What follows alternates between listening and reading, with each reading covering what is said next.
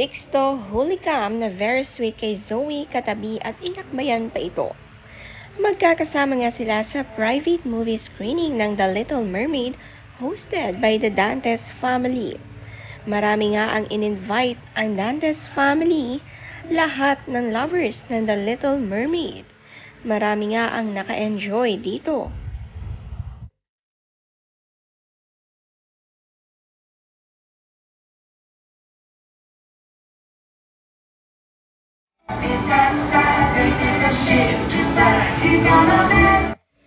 Napakaraming inanyayahan ni Marian at Dingdong sa private screening ng The Little Mermaid. Kasama na dito sina Zainab, kasama ang kanyang dalawang anak na si Bia at Lucas. Ang mag-asawang Kian Cipriano pati ang mag-inang Sofia Andres at Zoe.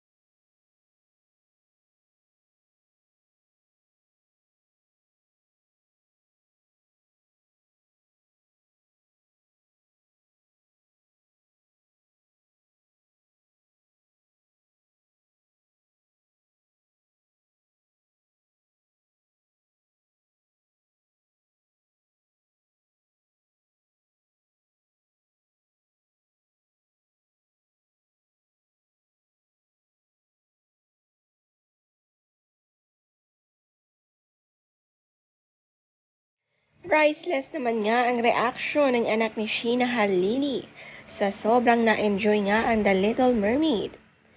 Sabi niya, "A fun Sunday under the sea.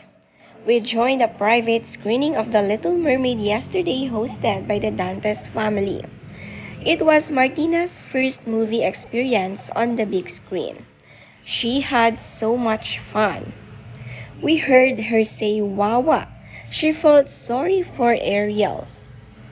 We heard her laugh out loud during one of Sebastian's scenes, and she sang along with Ariel in Part of the World.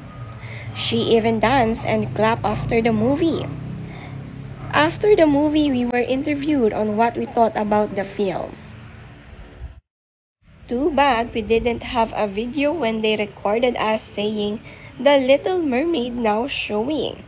She tried to say it with me and Papa Jeron."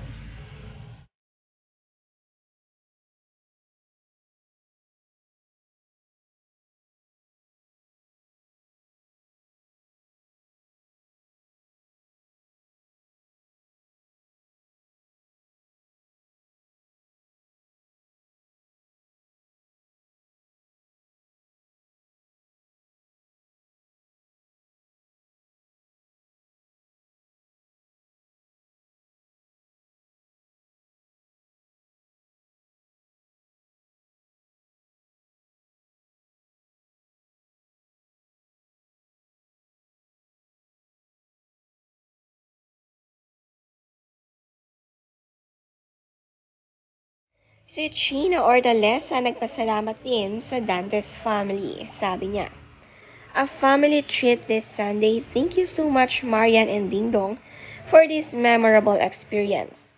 Finally nakapag-movie kami ng magkakasama, ang saya.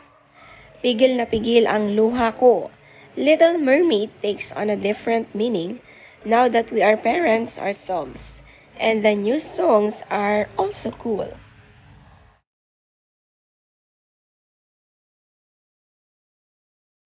Ang couple na Mavline present at superfan nga si Kylie ng The Little Mermaid, kaya thankful na in-invite din sila ni Marian.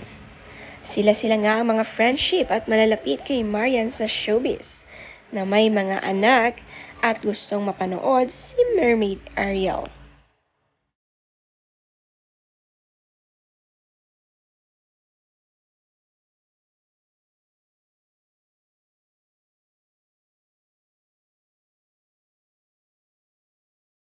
Ito nga ay ginanap sa Power Plant Mall VIP Cinema para sa kanilang lahat.